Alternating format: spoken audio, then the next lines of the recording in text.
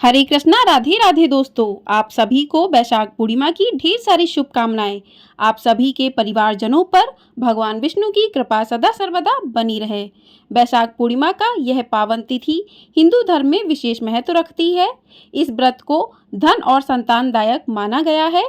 जो भी श्रद्धालु पूरे विधि विधान के साथ वैशाख पूर्णिमा का व्रत रखते हैं, उनके सभी मनोकामनाएं भगवान विष्णु पूरी करते हैं। कहा जाता है कि जो कोई भी वैशाख पूर्णिमा के व्रत को कथा के साथ पूरे नियम के साथ पूरा करता है, उसके ऊपर भगवान विष्णु और माता लक्ष्मी की विशेष कृपा बनी रहती है। तो आज की वीडियो में आप सुनेंगे वैशाख पूर्णिमा की व्रत कथा। साल 2024 में वैशाख पूर्णिमा 23 मई दिन गुरुवार को है और इसी दिन स्नान, दान और व्रत भी किया जाएगा। वैशाख पूर्णिमा के दिन भगवान सत्यनारायण की कथा और पूजन करने का भी विधान है। जो भी भक्त वैशाख पूर्णिमा के दिन सत्यनारायण की कथा को सुनते हैं अथवा उनका पूजन करते हैं तो उन्हें 1000 यज्ञ के बराबर फल की प्राप्ति होती है। तो इस दिन आप स्नान दान ब्रह्म मुहूर्त में ही करें, पूजा पाठ करें, भगवान विष्णु जी की, माँ लक्ष्मी की पूजा करें, सत्यनारायण भगवान की पूजा करें। उसके बाद आप पूजा करते समय वैशाख पूर्णिमा की कथा को भी अवश्य सुने। तो आज की वीडियो में हम सुनेंगे वैशाख पूर्णिमा व्रत की कथा को। तो चलिए कथा को शुरू करते हैं। आपसे अनुरोध है कि कथा को पूरा अवश्य सुनिएगा, बीच में किसी भी कथा को अधूरा नहीं छोड़ना चाहिए। वैसे तो हर पूर्णिमा विशेष होती है, लेकिन कहते हैं कि वैशाख पूर्णिमा में पूरे वैशाख माह में भगवान विष्णु की विशेष कृपा रहती है। इसीलिए वैशाख पूर्णिमा का दिन विशेष महत्वपूर्ण माना गया है। और इस दिन जो भी भक्तजन पूरे श्रद्धा भाव से वैशाख पूर्णिमा की कथा को सुनते, पढ़ते अथवा दूसरों को सुनाते हैं तो उन पर भगवान विष्णु की कृपा सदैव बनी रहती है और उसकी सभी मनोकामनाओं को भगवान विष्णु पूरा करते हैं। तो आइए कथा को शुरू करते हैं।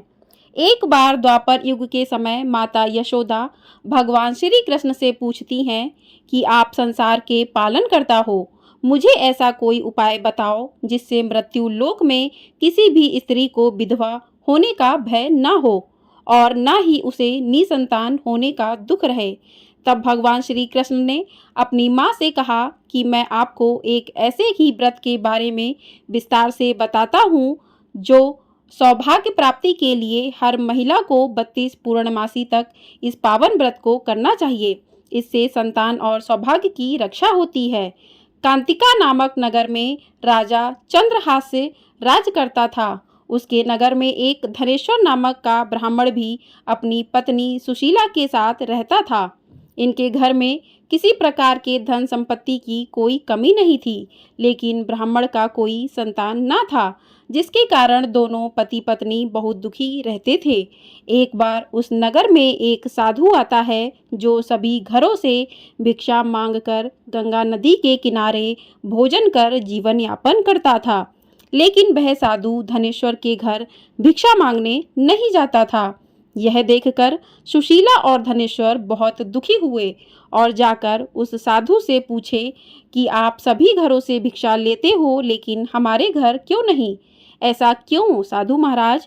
तब साधु ने कहा कि तुम निसंतान हो और ऐसे घर से भिक्षा लेना पतितों के अन्न के समान होता है। मैं पाप का भागीदार नहीं बनना चाहता, इसलिए तुम्हारे घर से भिक्षा नहीं लेता हूँ। यह सुनकर धनेश्वर बहुत दुखी हो जाता है और साधु से पूछता है कि ऐसा कोई उपाय बताएं जिससे मुझे भी संतान सुख की प्राप्ति हो। तब साधु ने उस दंपत्ति को 16 दिन तक माँ चंडी के पूजन का सलाह दिया, जिसके बाद धनेश्वर और उसकी पत्नी ने ऐसा ही किया। दंपत्ति के आराधना से प्रसन्न होकर माँ काली प्रकट हुई और सुशीला को गर्भवती होने का वरदान दिया और कहा कि प्रत्येक पूर्णिमा को दीपक जलाएं। ऐसे ही सभी पूर्णिमा को दीपक की संख्या बढ़ाती जाना जब तक 32 दीपक न हो जाएं। माता के आशीर्वाद के फलस्वरूप सुशीला गर्भवती हुई। काली माता के कहे अनुसार वह दीपक जलाती रही। माँ काली के कृपा और आशीर्वाद से दंपत्ति के घर एक पुत्र ने जन्म लिया।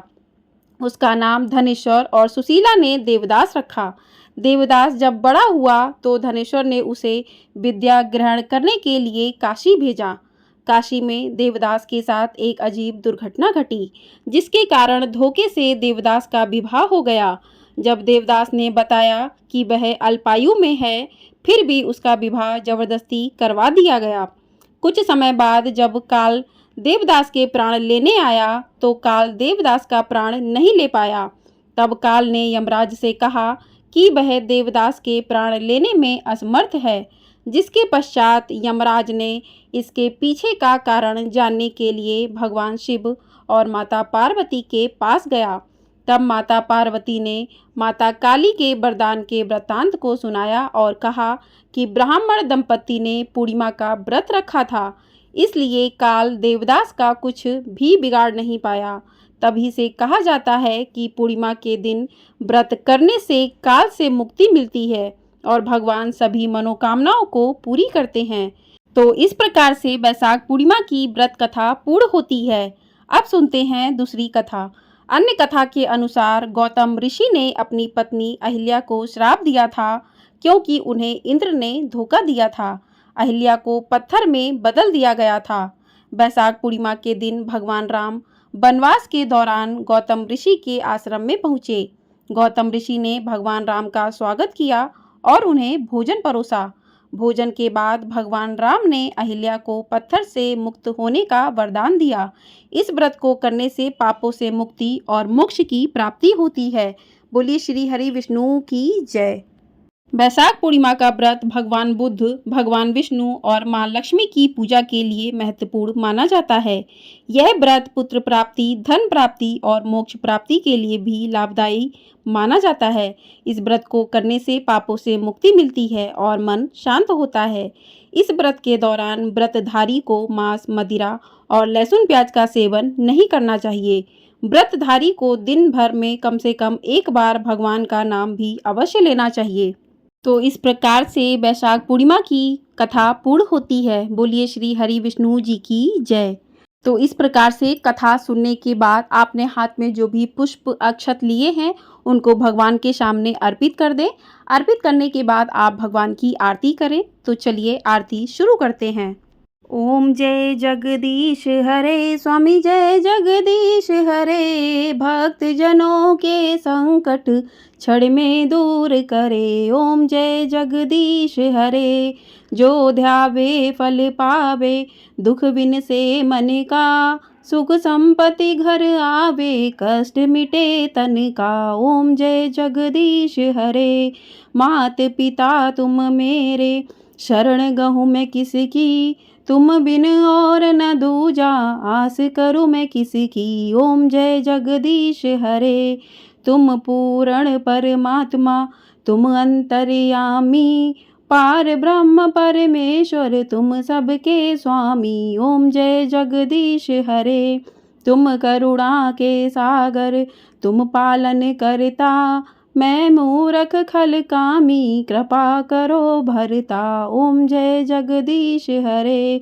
तुम हो एक अगोचर, सबके प्राणपति, किस विध मिलूं दया मैं तुमको मैं कुमति। ओम जय जगदीश हरे, दीन बंधु दुख हरता, तुम ठाकुर मेरे, अपने हाथ उठाओ, द्वार पड़ा तेरे। ओम जय जगदीश हरे, विषय विकार मिटाओ, पाप हरो देवा, श्रद्धा भक्ति बढ़ाओ, संतन की सेवा। ओम जय जगदीश हरे, तन मन धन और संपत्ति सब कुछ है तेरा, तेरा तुझको अर्पण क्या लागे मेरा। ओम जय जगदीश हरे, श्री जगदीश जी की आरती जो कोई नर गावे, कहत शिवानंद स्वामी, मन वांछित फल पावे। ओम जय जगदीश हरे। बोले श्री हरि विष्णु जी की जय, माँ लक्ष्मी जी की जय, सत्यनारायण भगवान की जय। इस प्रकार से आप आरती करें। आरती करने के बाद आचमन करें। भगवान विष्णु, माँ लक्ष्मी को आरती दें, अपने पूरे परिवारजनों में आरती दें। उसके बाद जो भी प्रसाद भोग आपने भगवान को अर्पित किया है वो सभी में बांट दें। इस प्रकार से आपकी जो है वैशाख पूर्णिमा की जो है पूजा संपन्न होगी, कथा संपन्न होगी। उसके बाद आप आज के दिन ब्राह्मणों को दान दक्षिणा जरूर दें, क्योंकि बैसाख पूर्णिमा के दिन दान दक्षिणा का करोड़ों गुना फल की प्राप्ति होती है। तो इस दिन दान अवश्य करें। और उसके बाद शाम के समय जब चंद्रोदय का समय हो, तो चंद्रोदय का समय जो है 7:05 पर है, तो आप चंद्र को अर्घ जरूर दें। थोड़े से लोटे में आप जल भरें, उसमें थोड़े से काले तिल, अक्षत, रोली, कुमकुम डालकर भगवान को अर्घ जरूर दें। और इस प्रकार से आपकी पूजा जो है पूर्ण होती है। अगर आपकी कुंडली में चंद्रमा दोष है तो वो भी दूर होता है।